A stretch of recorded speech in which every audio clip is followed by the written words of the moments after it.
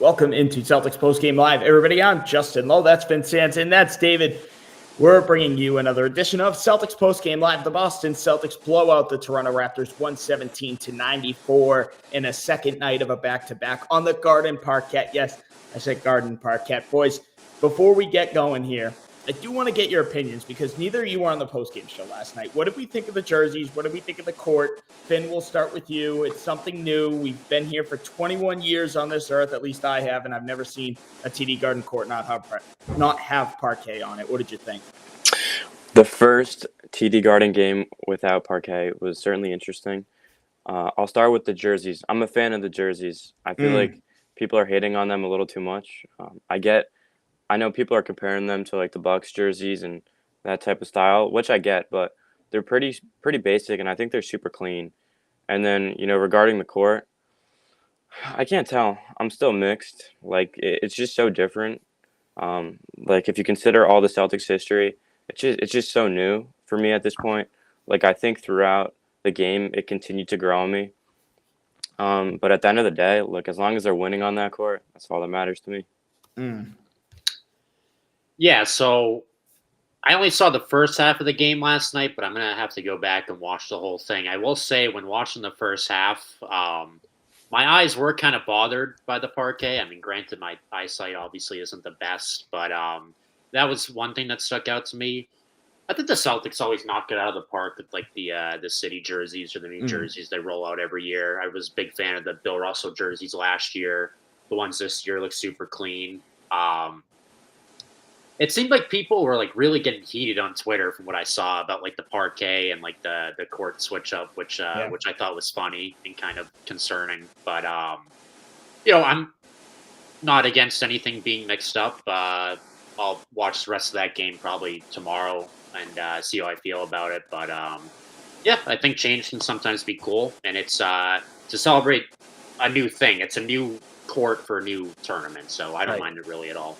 Right. I think it also helps the Celtics have white jerseys. Like if they went out there with green jerseys or black jerseys, like it would have been hell. It would have been tough to watch. But focused on tonight because the Celtics are coming off of a second night of a back-to-back, their first one of the regular season. They had one in preseason.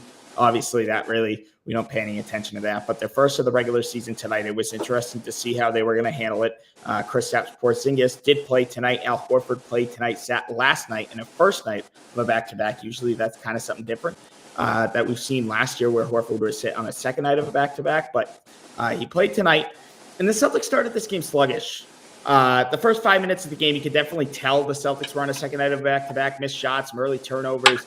It seemed like Toronto. Honestly, the first few minutes, it felt like that Philly game where Boston could just get nothing going. Toronto was hitting everything to start the game. But then the Celtics opened up that second quarter on a 19-4 run. What did you like from this game, Finn? Just your initial thoughts before we kind of dive headfirst into it. Defense. For me, the big thing is defense.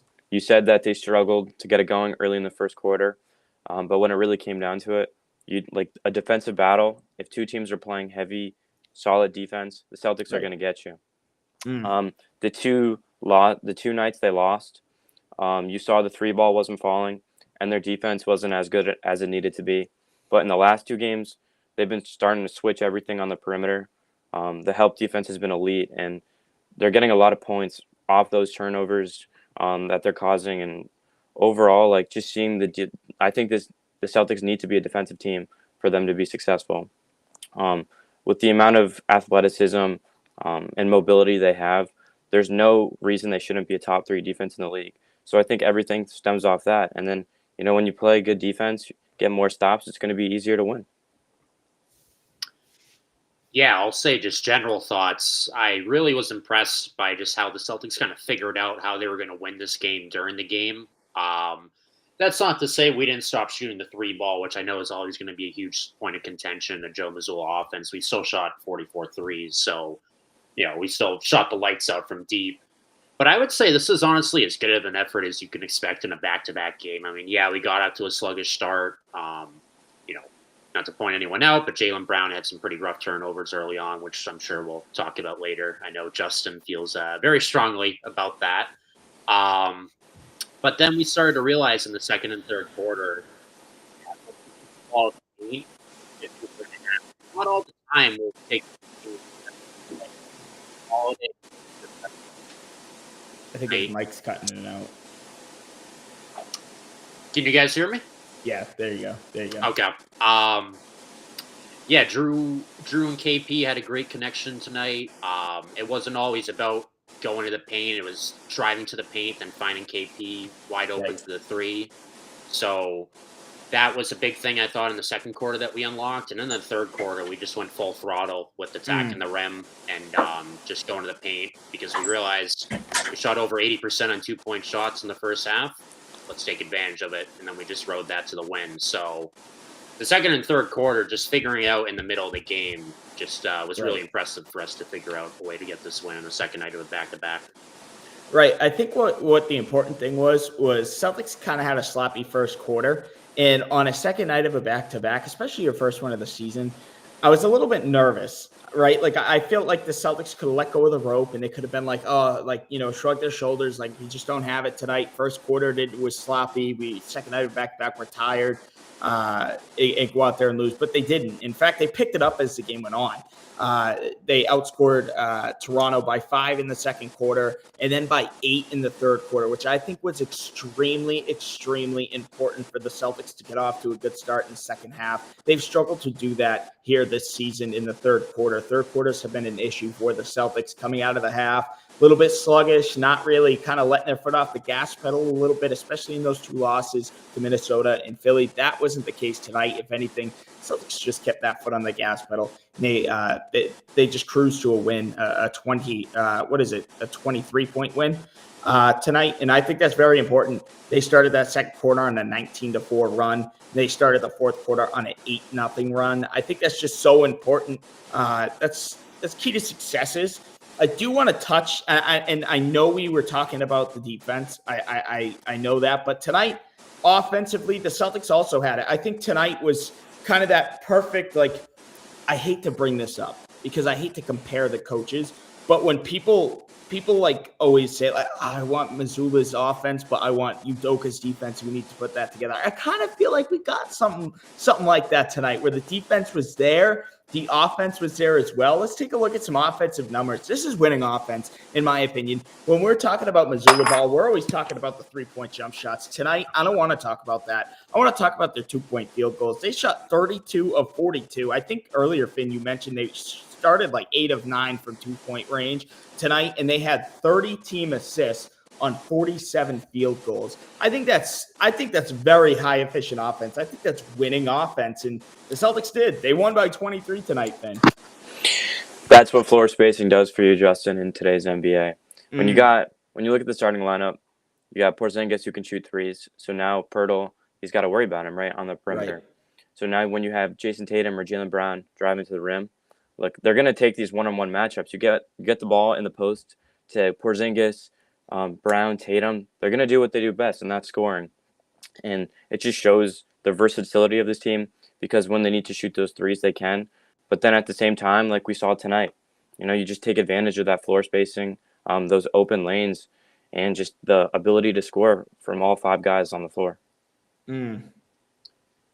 Yeah, and I'll just touch upon the defense too, because that's something I've noticed so far where I don't want to say that we're already better in these 9 games than what we saw all of last year, because I think that's a premature statement. But I am getting shades and vibes from that 2021-2022 number 1 defense in the NBA, where it's just everyone's active with their hands. We're turning defense into early offense. Drew Holiday had some great defense today on a couple sequences against Scotty Barnes, I think.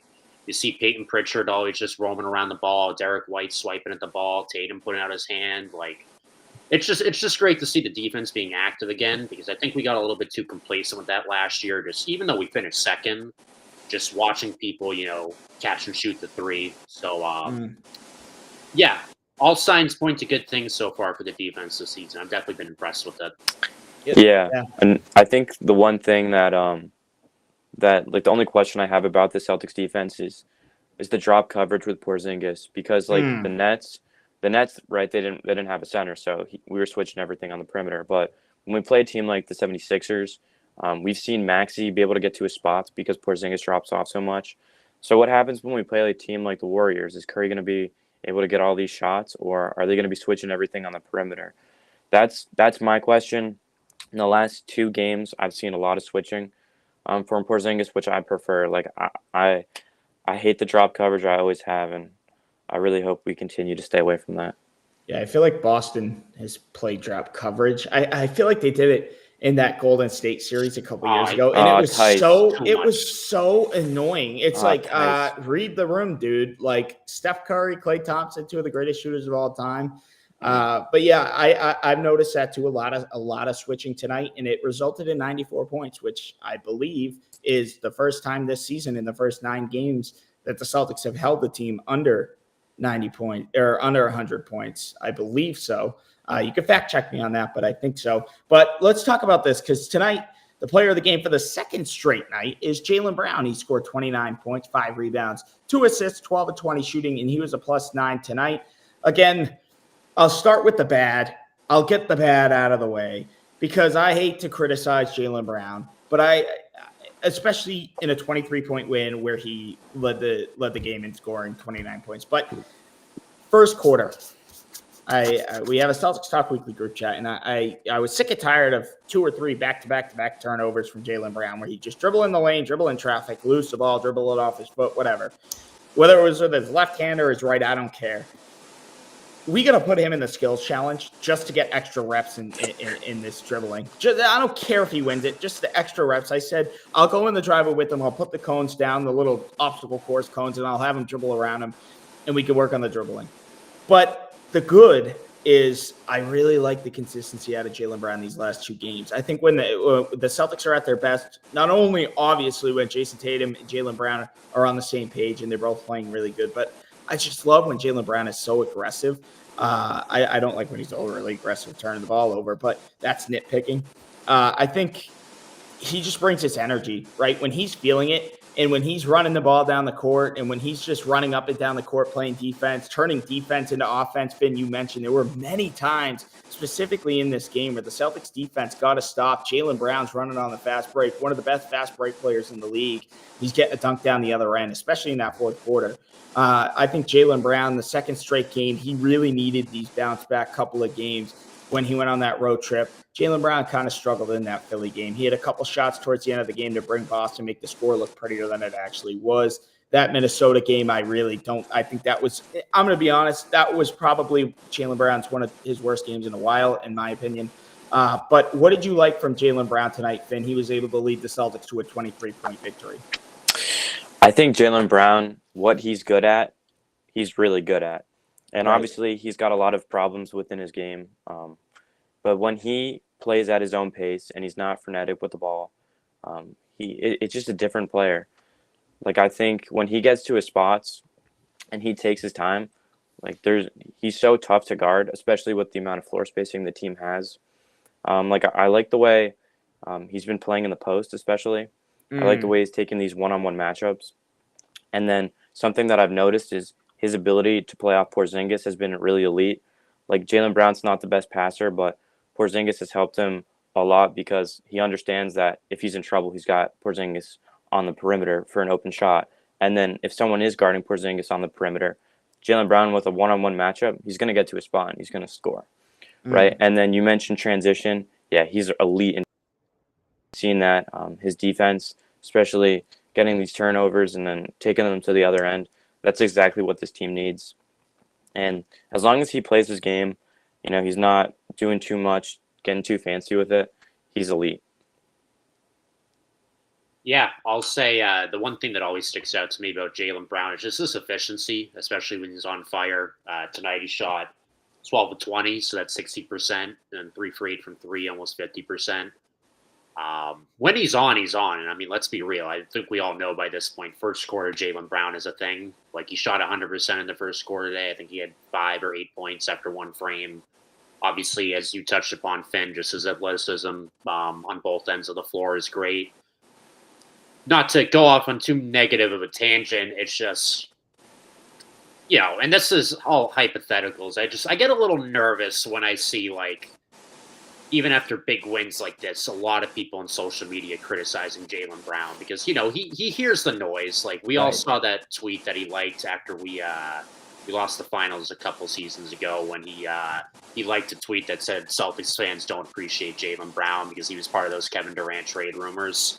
Like, he hears the noise, and if you want to call him sensitive, you can call him sensitive, but he's, he has a right to those feelings. So I do get nervous when people, play into the meme, like, oh, Jaylen Brown doesn't have a left or whatever, but Right. no, him and JT are just a great duo, and he had another fantastic night tonight. Him and KP won the game for us in that third quarter. He had like 5 dunks tonight too, which is even crazy for him. So he brought the energy, and it was a great game for him. All right. Speaking of that ongoing meme that Jaylen Brown doesn't have a left hand, yeah, I mean, like, dribbling wise, it's not good, but people sleep on his ability to finish with his left hand. He's elite when it comes to that, and people got to quit disrespecting that, because one-on-one with his size, his athleticism, he's getting to the basket and he's scoring with that left hand. Right. I want to shift the talk because we talked a little bit about Tatum. We talked about JB. I want to talk about KP, Kristaps Porzingis, because, Finn, you mentioned a word earlier that I really liked, and I wanted to wait to touch on it because we were in the middle of a conversation, but spacing. Kristaps Porzingis is unbelievable when it comes to spacing the floor for the Celtics. He can rim roll. He could pop out for the three. He's 7'3". People argue he's 7'4", and he can just do everything on the court. I think what's so fun about watching Kristaps Porzingis is that I get to watch him and Drew Holiday play alongside and have Drew Holiday throw lobs up to KP as he lurks on the baseline. And it's just so incredible how these guys look like they've been playing together for years. Like, it just is so fluent. We talk about the pick and pop game. Kristaps Porzingis, a 7'3" guy, can not only rim roll, but he can set a screen for Tatum, either roll to the basket or step out and knock down a 29-foot jump shot. I mean, unbelievable. What do you like from – I mean, Finn, he really fits in this Celtics offense. He fits in, quote-unquote, Missoula ball. Yep. Yeah, he's the perfect fit. When you have a center that you start on the defensive end, his ability to contest shots has been super underrated. Right. But focusing on the offense, it's unfair, right? You have Jason Tatum one-on-one with Siakam, and then you have Porzingis on the perimeter. What, they're going to play help defense? Perfect. Let's kick it to Porzingis for an open three. We'll take that on any possession. And then you're going to guard him instead? Okay, we'll take the one-on-one with Tatum. You know what I mean? It's just there's so many different weapons that this offense has. And then you look at, like, screen and roll scenarios, pick and pop scenarios. They're just so hard to guard. There's just so much versatility, so much athleticism, so much skill. It's just any defense, it's just a nightmare guarding the Celtics. Yeah, I think I'll speak for all Celtics fans and we've heard this statement said so many times so far in the young season where, we were all devastated when we traded Marcus Smart. But, like, seeing this in action with Kristaps Porzingis in a Celtics uniform and how he fits in on this team, just separating the emotional aspect of the trade. Right. Just a crazy trade. Like, he had that three, I think, in the third quarter tonight where he's just a back screen and somehow he was invisible and he's just wide open right by the Celtics bench and he just drains the three. It's crazy. And it's like, he's just the perfect fit where we talked about it, where you can't double team anyone because then he's a threat to, just pull up from anywhere and knock down a shot. You can pull him out of the paint and attack the paint because the center has to follow him out to the perimeter. So, it's honestly a match made in heaven. And he probably could have scored a lot more than 21 tonight. He had a lot of good looks, and that connection he has with Jaylen Brown and Drew Holiday is going to be fun to watch this season. But another great game from Porzingis tonight. Yeah, I was just looking at the numbers earlier, and I want to know, like, do you guys think right now he's on pace to make the All-Star game? Ooh, 9 games in, I don't want. That's kind of so. It's definitely something to think about. I would say yes, Finn. I don't know. People are going to call me biased. We're on a Celtics show talking about a Celtics win and a Celtics player, but I think he is. I see no reason as to why he can't make the All-Star game. I know we're only 9 games in. But I don't know, man. I mean, he's consistently – last night was a little odd, by the way, and I wanted to mention this. He only shot 4 shots last night, and the Celtics blew out the Brooklyn Nets. Like, that goes to show you how awesome the Celtics team is. But yeah, why not, Finn? Why not? Al Horford made it in 2019 on the Celtics. Why can't Porzingis make it here in 2023? I hope so. I really do. What do you think? I think it comes down to how they perform as a team, because sometimes if you look at in the past, for example, the year the Warriors won the championship, Wiggins got the nod because they were the 1 seed and they were cooking. So if the Celtics have can hold a 4-game, 3-game advantage at the top of the East, I think the media and there will be a narrative around it how deep the Celtics are. And I do think as long as he's averaging 19 to 21-ish, which I think is realistic, he'll get that nod. That would be fun to watch. If we could get a lot of Celtics representatives. I mean, again, you don't want to jump too far ahead. This is over 3 months down the line. But if we could, the more Celtics representation we can get in that game, the better. I mean, that was probably the second worst or the worst All-Star game we saw last year, but it was amazing for us Celtics fans because of, Tatum and Brown going at it. We need more moments like that. I believe they're going back to the old school East versus West format, and they're getting rid of the score limit or whatever, which I think is awesome. I mean, let the guys go out there and score, or let them go out and play defense. I do have a little bit of some juicy stuff here.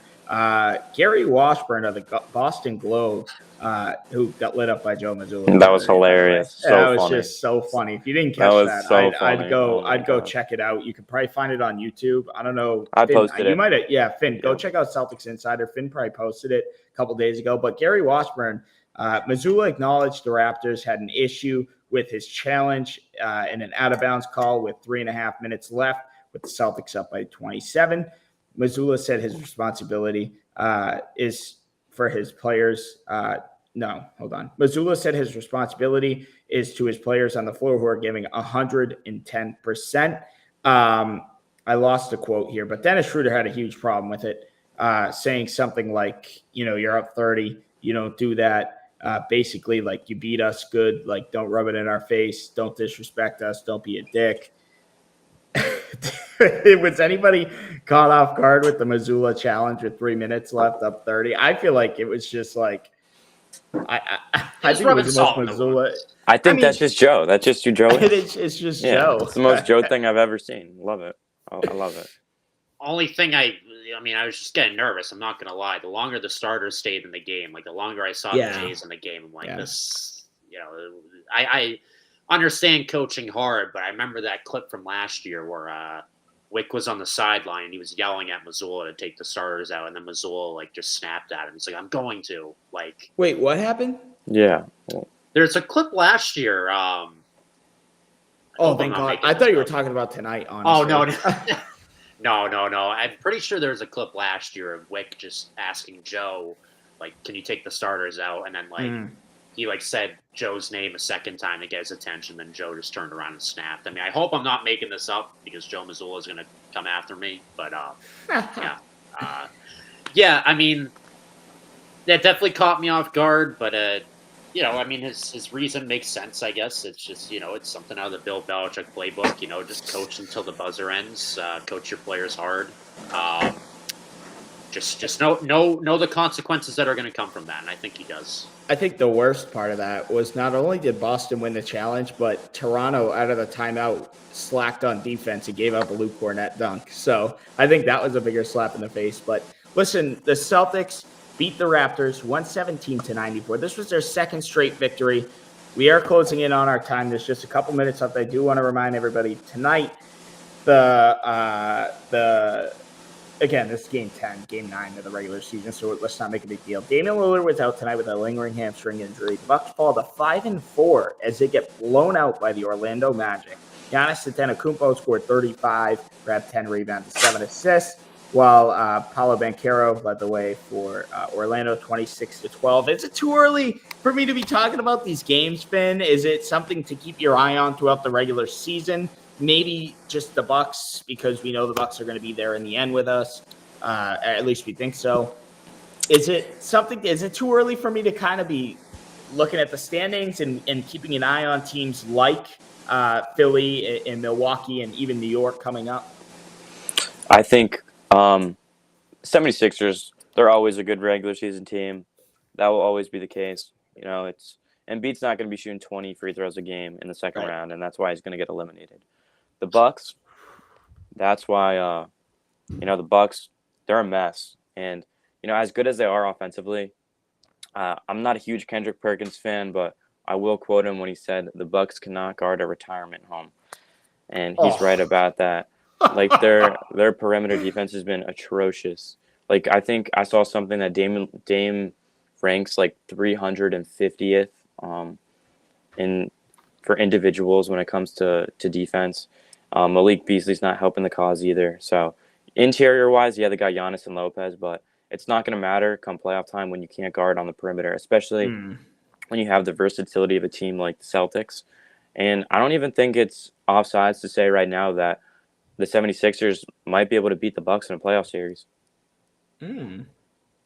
Okay. What do you think, David? Is it too early to kind of watch the standings? I mean, if it's too early to talk about KP being an all-star, I assume you think it's too early to watch the standings.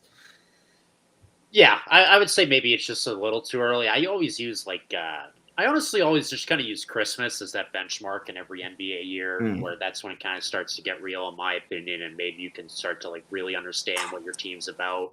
Because Christmas is kind of like the unofficial kickoff, in my opinion, of the NBA season, where it's like football starting to wind down. You got all this stuff on Christmas to pay attention to, all the marquee matchups. So, right. And I mean, we just saw something. I mean, we went through this a couple of years ago with.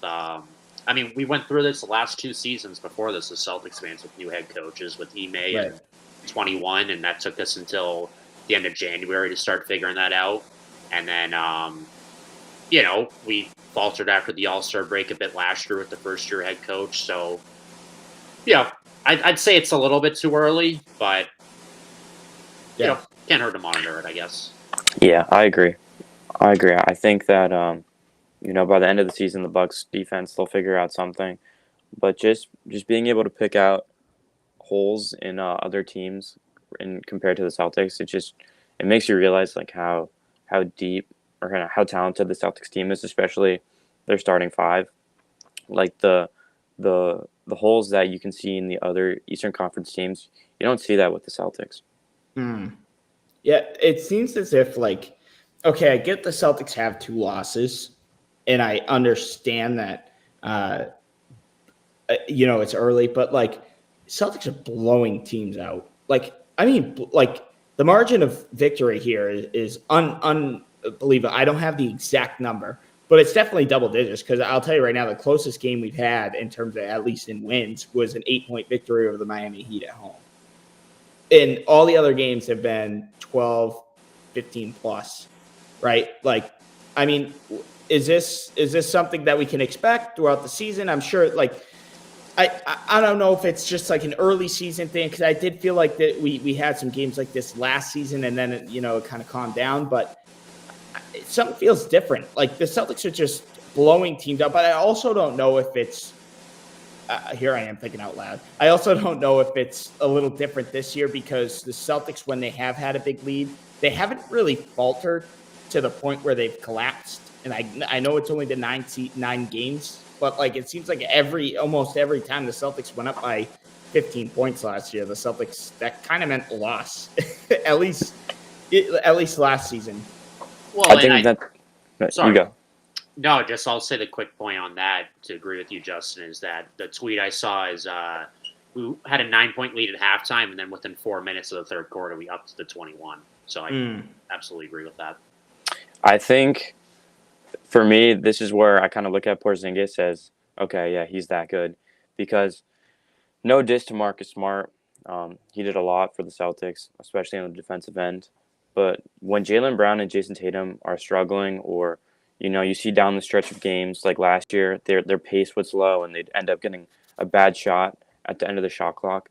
Porzingis just adds a completely different dimension to this team, right? He's exactly what they need in these situations as a bailout player, because that floor spacing will always be there, and you can trust him to bury that tough shot when Jaylen Brown and Jason Tatum are covered.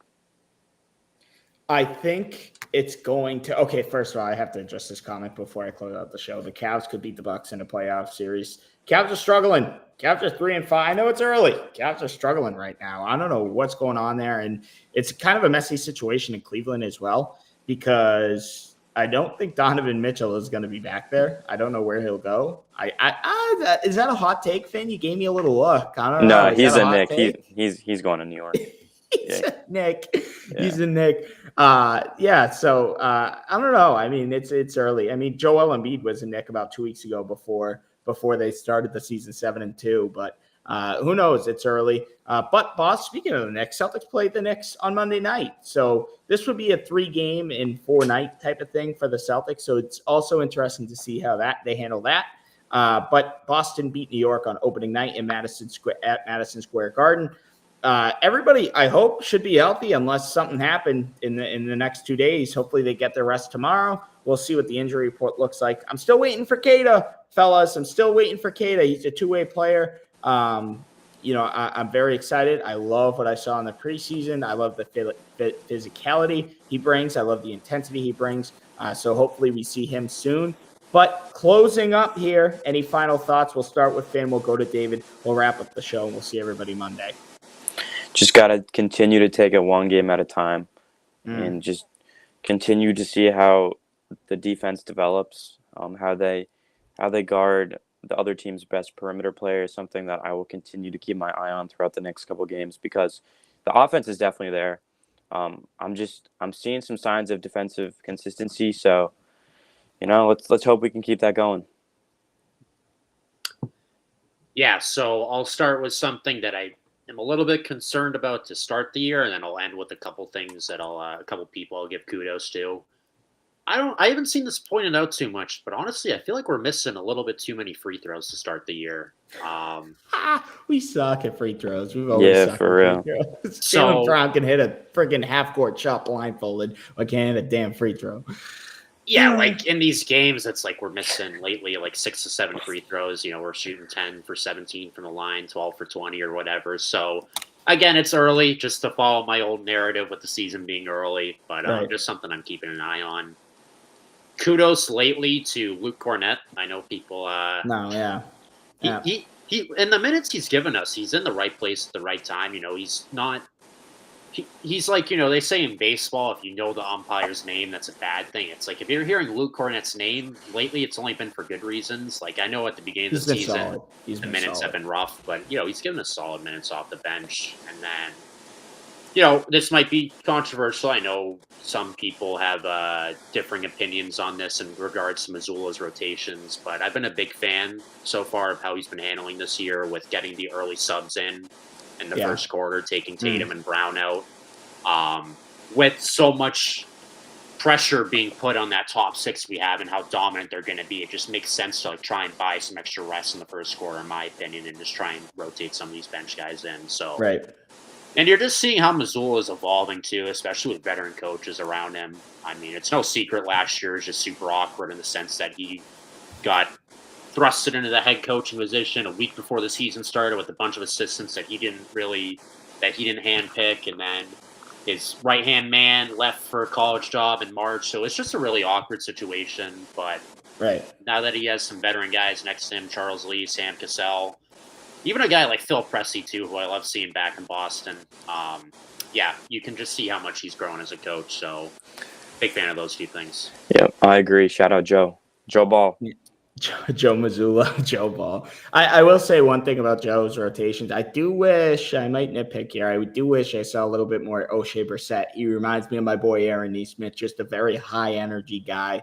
He could do it defensively. He can shoot the ball. He's 1 of 9 from 3 to start the season. He's a little inconsistent right now, but I just love the energy he brought. I say this, maybe hot take, but I think it's just a reality. Boston probably doesn't pull out that game against Miami earlier in the season if O'Shea Brissett isn't inserted in that second quarter. I thought he brought a lot of energy off the bench, but hopefully we'll see some O'Shea Brissett against the New York Knicks because the Celtics are back in action Monday night, November 13th at 7:30 p.m. You can catch them on NBA TV or NBC Sports Boston. That's the second game they'll play the Knicks. Celtics have won 2 straight. In a second night of a back-to-back, they blow out the Toronto Raptors 117-94 with a big three. Brown, Tatum, and Porzingis combined for 77 and a 23-point Boston win. For now, until Sunday, that's Finn, that's David, I'm Justin. Good night.